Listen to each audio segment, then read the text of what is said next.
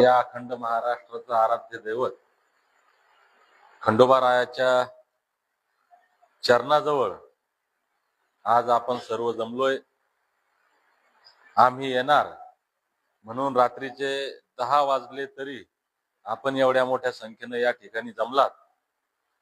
खंडेरायांना नतमस्तक होऊन वंदन करताना आपल्या सर्वांना सुद्धा या ठिकाणी नतमस्तक होऊन वंदन करतो।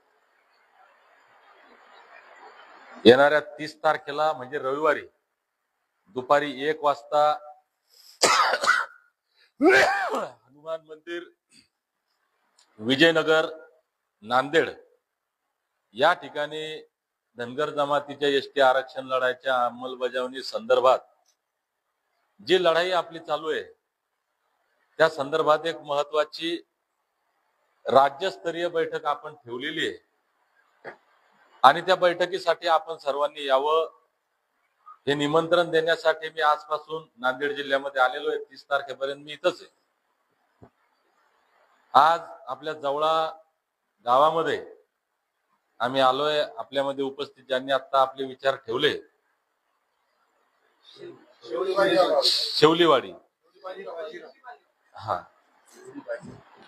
आपल्या ज्यांनी विचार ठेवले आता पवन भाऊ करवर। धनगराची भाषा आपण बोलत नाही हा थोडासा आपला प्रॉब्लेम आहे लुटे साहेब। आणि धनगराची भाषा बोलली की इतरांचे पोट दुखतात। हे पोरग काल धनगराची भाषा बोलायला लागलं टाकलं त्याच्या अंगावर तेल। ते आता ते तेल काही मोठी गोष्ट नाही त्याच्यासाठी ते म्हणला की मी घाबरत नाही। ते मरणाच्या दारातून वापस येले यमराजाला टाटा बाय बाय करून येले। ते घाबरणार नाही पण चुकीचं आहे ना। आम्ही कुणाचं काही बोलत नाही।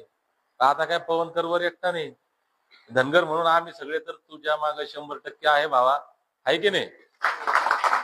पवन करवर माझ्या सोबत आलेले जालन्याच्या आंदोलनापासून कायम सोबत असलेले सरपंच संतोष भाऊ काळे असतील, प्रल्हाद भाऊ नेमाने असतील, आमचा तरुण मित्र अभिषेक असेल, ज्यांनी नांदेडमध्ये येण्यासाठी मेहनत घेतली। खरं म्हणजे सगळेच जण काम करतात पण नाव घेतलं तरी अडचण नाही घेतलं तरी अडचण पण जे खरंच गेल्या 2-4 दिवसापासून मेहनत घेते सकाळपासून आमच्या सोबत आहे आमचे दीपकराव असतील, दीपकराव तुडमे, विठ्ठल भाऊ काळे, योगेश पाटील, जे दगडगाव इथले माजी सरपंच आमचे विश्वनाथजी निळकंठ भाऊ उराडे असतील, सरपंच विष्णुपुरीचे माजी सरपंच भाऊ संतोष भाऊ, आमचे सर्वच मंडळी। आपले तुकारामजी लुटे साहेब यांनी ठरवलं की आमच्या गावात आपण आलं पाहिजे आणि आम्हालाही आनंद झाला। असे तुकारामजी उपस्थित सर्वच आमच्या ज्येष्ठ वडीलधारी मंडळी या ठिकाणी आहे। पाठिंगावांच्या अहिल्यामाईच्या लेखी सुद्धा या ठिकाणी आहेत। सर्वांना मानाचा जय मल्हार। धनगर एसटी आरक्षण काय आहे हे एका वाक्यात जर सांगायचं झालं तर धनगरांसाठी महामानव डॉक्टर बाबासाहेब आंबेडकरांनी दिलेलं अमृत आहे। आणि हे अमृत जर तुम्हाला आम्हाला मिळालं असतं लुटे साहेब तर मी खात्रीनं सांगतो कदाचित चुकीचं असू शकतं पण तुमच्या नांदेड जिल्ह्यामध्ये लाखांच्या घरात धनगर आहे। एकही कलेक्टर नसेल आणि एकही एसपी नसेल, एकही IPS अधिकारी, एकही IAS अधिकारी तुमच्या जिल्ह्यात झाला नसल। 75 वर्ष झाले देशाला स्वातंत्र्य मिळून तुमच्या नांदेडमध्ये एकही कलेक्टर एकही एसपी झाला नाही। आज स्वातंत्र्यानंतरच्या इतक्या वर्षामध्ये एकही खासदार तुमच्या जिल्ह्यात झालेला नाही। आमदार आहे की नाही मला माहित नाही, झाला एखादा? बरं आजच्या तारखेत तुमच्या पूर्ण जिल्ह्यामध्ये आमदारांची संख्या किती आहे? 9। मग 9 आमदार तुमच्या जिल्ह्यामध्ये किती नंबरचा धनगर समाज आहे तुमच्या जिल्ह्यामध्ये? 2 नंबरचा तर कमीत कमी असेल, त्याच्या खाली कुठंच नाही। आपण महाराष्ट्रात 2 नंबरला आहे, देशात धनगर नंबर 1ला आहे। पण ज्या बाबासाहेबांनी देशाला संविधान दिलं त्या बाबासाहेबांनी संविधानामध्ये समतेचं तत्व दिलेलं आहे। संविधानाचा पाया ही समानता आहे। संविधानाचं प्रियांबल उद्देशिका जर आम्ही वाचली तर त्यात स्पष्ट शब्दात लिहिलेलं आहे की मी भारताच्या प्रत्येक नागरिकास दर्जाची संधीची समानता, संविधानाला अभिप्रेत आहे समानता, बाबासाहेबाला अभिप्रेत आहे समानता, समान न्याय. मी आपल्या भाषेत सांगतो, एका बापाला जर 4 लेकरं असतील आणि त्याच्याकडे जर 10 एकर शेत असेल तर शेताची वाटणी कशी झाली पाहिजे सरपंच साहेब? का मोठा जरा पैलवान आहे, भांड आहे म्हणून त्याला 4 एकर देऊन टाकायचं? योगेश भाऊ सारखा थोडासा दष्टपुष्ट आहे म्हणून त्याला 3 एकर देऊन टाकायचं? आणि दीपक तुडमे थोडासा बारीक आहे त्याला 1 एकर घे? हा संतोष भाऊ सरपंच साहेब बरोबर आहे का? असं होतं का? समजा तुमच्या गावात एखाद्या माणसानं केलं आहे का इतिहास एखादा आठवून पहा. जर एखाद्याला 2 एकर ऐवजी 1 एकर दिलं काय करेल तो? काय करेल? हातात कुऱ्हाड घेईल का नाही, दांडका घेईल का नाही, दगड घेईल का नाही की हे तो पोरगा आहे मी कोणाचं आहे, मला बी 2 एकर पाहिजे, कमी 1 गुंठा मी घेणार नाही, करते की नाही? मग 75 वर्ष झाले, अरे आमचा वाटा आहे का नाही इथं काही? इथल्या शासन प्रशासनात, इथल्या राजकारणात, इथल्या अर्थकारणात सरपंच साहेब आमचा वाटा आहे का नाही? आम्ही भांडतच नाही. तुम्ही म्हणलं भांडलो, आम्ही भांडलो, पण ज्या ताकदीनं बांधायला पाहिजे त्या ताकदीनं भांडलो नाही. एकदाच पाहिजे, सौ सोनार की एक लोहार की, ती पडूच नाही राहिली. भांडले नाही असं नाही. आम्ही काय मागतोय? बाबासाहेबांनी जे आमच्यासाठी दिलंय, जे संविधानाला अभिप्रेत आहे, जे मानवतेला अभिप्रेत आहे, समाज व्यवस्थेला अभिप्रेत आहे, तो आमचा हक्काचा वाटा. आणि तो प्रत्येक क्षेत्रातला आमचा 0 आहे 0. खऱ्या अर्थानं ही घटनादत्त अधिकाराच्या अंमलबजावणीची लढाई कित्येक बांधवांनी मागच्या काळात लढली. शेकडो बांधवांनी हा लढा उभा केला, कित्येक बांधवांनी बलिदान दिलं, हजारो बांधवांवर गुन्हे दाखल आहेत. समाजाचा किती वेळ किती पैसा वाया गेला कॅल्क्युलेशन होत नाही. तर स्वर्गीय बी.के. कोकरे साहेबांनी, ज्यांना धनगरांचा क्रांतीसूर्य आपण म्हणतो, त्यांनी खऱ्या अर्थानं ही लढाई तुमच्या आमच्यापर्यंत आणली, एक व्यापक रूप या लढाईला दिलं. आणि एक छोटस स्वप्न आम्ही जालन्याच्या आंदोलनाच्या भूमीतून, क्रांतीच्या भूमीतून पाहिलं की बी.के. कोकरे साहेबांनी सुरू केलेला लढा हा संपला पाहिजे आणि तुमच्या आमच्या लेकराबाळांचं कल्याण झालं पाहिजे. म्हणून एक लढा आपण 17 सप्टेंबरला मागच्या सुरू केला होता. त्याला येणाऱ्या 17 सप्टेंबरला 1 वर्ष पूर्ण होतंय. म्हणून येणाऱ्या मागच्या 1 वर्षात काय काय झालं आणि पुढे आपण काय केलं पाहिजे याच्यासाठी सरकारला सुद्धा, कारण सरकारला काय वाटतंय, त्या जालन्याला जे जमलं होतं ते काहीतरी टाइमपास म्हणून, क्षणिक म्हणून, भावनिक म्हणून 1 दिवसाकरता लोक आले होते. पुन्हा दीपक बोर्डाच्या मागे लोक येत नसतेत. धनगर समाज जागा झालाय पण पुन्हा डबल गोधडी अंगावर घेऊन, डबल घोंगडी अंगावर घेऊन झोपला, असा गैरसमज फडणवीस साहेबांचा सरकारचा झालाय.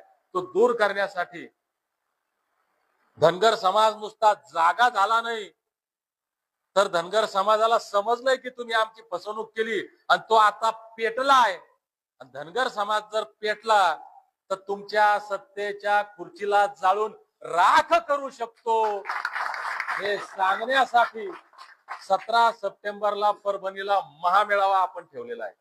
त्या महामेळाव्याला सगळे येणार, पण महामेळावा कसा व्हावा याची टेस्ट, याची परीक्षा येणाऱ्या रविवारी नांदेड शहरात हनुमान मंदिर, विजयनगर या ठिकाणी जी बैठक समाजाची ठेवलेली आहे, त्या बैठकीमध्ये माझी इच्छा आहे छोटीशी की एक 500 लोकांची बैठक झाली पाहिजे.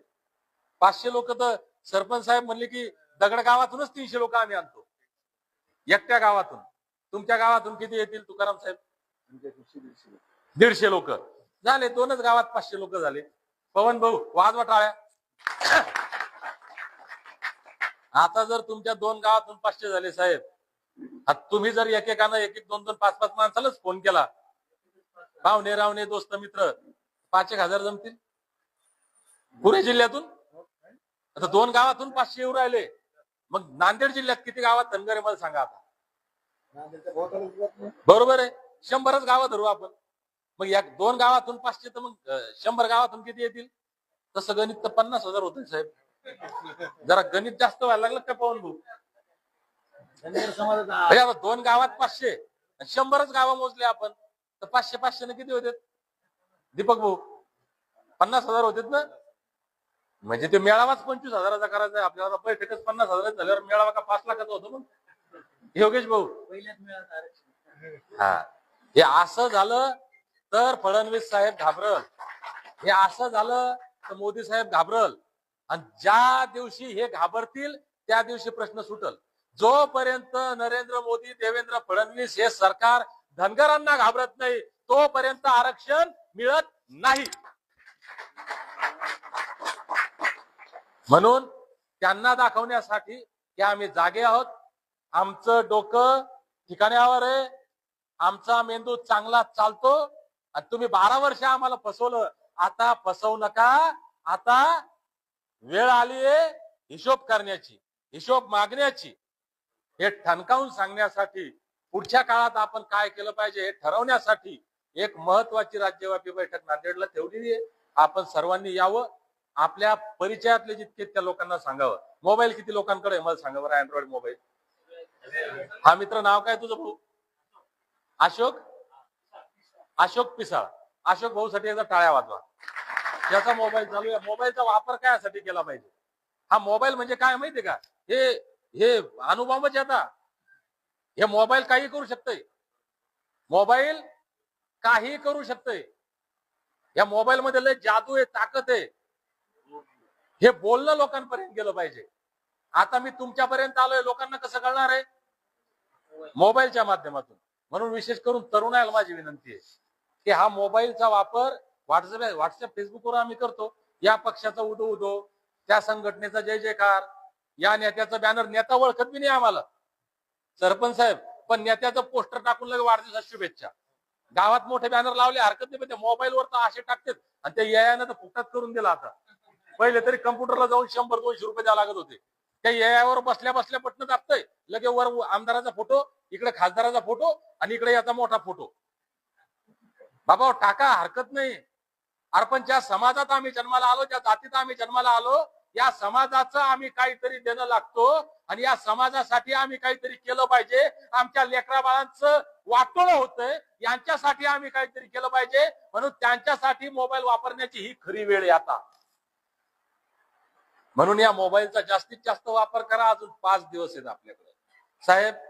या 5 दिवसात जर तुम्ही रान पेटवलं आणि नांदेड जर हल्लं, मी खात्रीनं सांगतो तुम्हाला, जबाबदारीनं सांगतो, गॅरंटीनं सांगतो, 6 महिने झाले. मार्च महिन्यामध्ये 25 मार्चला उपोषण सुटलं साहेब. 25 मार्चला फडणवीस साहेब म्हणले ते बैठक घेऊन हे निर्णय करू, ते निर्णय करू. अजून बैठक लावली नाही. मी स्वतः 2दा भेटून सांगितलं, हाव लावतो म्हणले, लावली नाही. आपल्या नेते मंडळींनी सांगितलं लावतो म्हणले, लावली नाही. इकडे आता म्हणले आपल्या लोकांना राग येतो, दुसऱ्याची तारीफ केली की. पण जरांगे पाटलांना नुसतं म्हणलं की 29ला उपोषणाला बसतो. काल 4 मंत्री गेले तिथं पळत पाया पडायला. जरांगे पाटील शिवाय देतात तरी त्याच्या पायाजवळ जाऊन बसते का? समाज जागा आहे, समाज एकत्र आहे, समाज ताकदीनं संघर्ष करतो. आम्ही प्रामाणिकपणे लढतोय, प्राणपणाला लढतोय आणि पाया पडतोय सरकारच्या, तरी ते आम्हाला जवळ घेत नाही, बोलत नाही का? आम्ही मुंडक्यावर पाय देत नाही त्याच्या. ती वेळ आता आलेली आहे. म्हणून जर रविवारी तुम्ही ताकदीनं आलात भावांनो, तर 17 सप्टेंबरच्या अगोदर सरकारला मीटिंग लावावी लागेल. आणि आता सरकार सोबत डायलॉग नाही. आता आम्ही येत नाही, तुम्ही या गरज आहात आमच्याजवळ. कधी तुम्ही जागे असले तर. सगळं प्रश्न हा सरकारच्या इच्छाशक्तीवर आहे. म्हणून आपण ही बैठक ही आमच्या स्वाभिमानाची, आमच्या अस्तित्वाची, आम्ही खरंच जिवंत आहोत का, आम्ही किती आहोत, आम्ही काय करू शकतो हे दाखवून देण्याची ही लढाई आहे. म्हणून येणाऱ्या रविवारी आपण जास्तीत जास्त संख्येनं यावं. या मोबाईलचा वापर 5 दिवस फक्त. फेसबुक उघडलं की दिनांक 30 ऑगस्ट रविवार दुपारी 1 वाजता धनगर समाजाची महत्वाची बैठक. ठिकाण हनुमान मंदिर, विजयनगर, नांदेड. व्हॉट्सअप उघडलं की हेच दिसलं पाहिजे. इंस्टाग्राम उघडलं की दीपक भाऊ बोराडे नांदेड जिल्ह्यात आले, दीपक भाऊ बोराडे इथं या गावात गेले, त्या गावात गेले, याच्याशी बोलले, त्याच्याशी बोलले, हेच दिसलं पाहिजे. होईल का नाही वादळ? कराल सगळे? अपेक्षा व्यक्त करतो, कारण आता 10 वाजून गेले तरी सुद्धा तुम्ही या ताकदीनं. जेवण सगळ्यात झाले का? आमचे बाकी आहे. माझी तर तब्येत ठीक नाही, 2 दिवस झाले झोपेल होतो, गोळ्या खवरवला, आता बी गोळ्या गाडीत आहे. आता इथंच कोणाला तरी जेवायला सांगितलं का मला काही? हा सरपंच साहेब म्हणले मला 2 पोळ्या खायला देतो, बाकीच्या आता रेस्ट हाऊसला जेव घालू, कारण मला तिथं जायची ताकद लागेल, तितकी बी ताकद राहिली नाही. आम्ही उपाशी तापाशी आहे. म्हणजे हे काही मोठेपणा सांगत नाही मी, आणि हसी मजाकचा विषय नाही, सांगतोय बाबांनो, तब्येत ठीक नाही. घरचे म्हणले जाऊ नका, सोबतचे म्हणले आराम करा, पण आराम करायची वेळ नाही, ही लढाईची वेळ आहे, आणि मैदानात आपण असलं पाहिजे. म्हणून आम्ही जितक्या ताकदीनं करतो, आमच्या या कामाची थोडी तरी जाणीव ठेवून, आमच्यावर झालेल्या अन्यायाची थोडी तरी जाणीव ठेवून, आमच्या लेकराबाळांच्या कल्याणाचा थोडा तरी विचार करून आपण सुद्धा आपापल्या परीनं आपलं योगदान या लढ्यामध्ये द्यावं, ही विनंती करतो. आणि खात्री आहे की आपण मोठ्या संख्येनं, आपल्या सोबत अजून हजारोच्या संख्येनं समाज बांधवांना घेऊन, आमच्या अहिल्यामाईंच्या लेकींना घेऊन नांदेडला रविवारी याला अशी अपेक्षा करतो. परत एकदा इतका वेळ झाला तरी आपण एवढ्या मोठ्या संख्येनं या ठिकाणी जमलात, वाजत गाजत एवढे फटाके, तर 10 मिनिटं मला तिथं उभं राहावं लागलं. एवढे फटाके फोडून आपण जल्लोषात आमचं स्वागत केलं, आमचं ऐकून घेतलं, त्याबद्दल मनापासून आभार व्यक्त करतो. थांबतो. धन्यवाद. जय मल्हार.